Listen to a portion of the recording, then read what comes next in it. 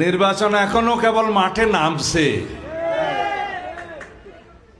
এখন কোন কোন দল পিয়ার পিয়ার করে যারা আন্দোলন করছিল ওরা আর মাঠে নাই। এটা আমি অনেক আগেই বলেছিলাম যে কিছুদিন এগুলো বলে বলে হয়রান পেরেশান হয়ে শেষ পর্যন্ত জনগণের সামনে বুটের কাতারে দাঁড়াইতে হবে। একটি প্রতিবেশী রাষ্ট্রের ষড়যন্ত্রের মধ্য দিয়ে এই দেশের ফ্যাসিবাদী পুতুল সরকার শেখ হাসিনা এই বাংলাদেশকে একটি করদ রাজ্যে পরিণত করেছিল। আমরা মুক্ত হয়েছি, নতুনভাবে বাংলাদেশের গণতন্ত্রের জয়যাত্রা অগ্রযাত্রা শুরু হয়েছে। আমরা আমাদের ভোটাধিকার ফেরত পেয়েছি, কিন্তু এখনো প্রয়োগ করতে পারি নাই।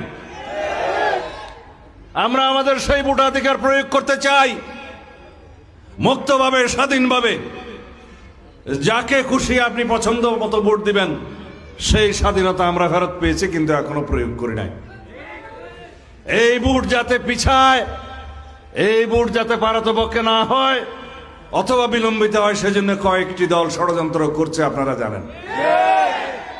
তারা কারা তাও জানেন, কিন্তু আপনারা কি সেই সুযোগ দিবেন? বাংলাদেশের মানুষ সেই সুযোগ দিবে? এই দেশে যারা এই গণতন্ত্রের বিরুদ্ধে দাঁড়াবে, যারা এই জনগণের ভোটাধিকারের বিপক্ষে দাঁড়াবে, তাদেরকে জনগণ প্রত্যাখ্যান করবে ইনশাআল্লাহ।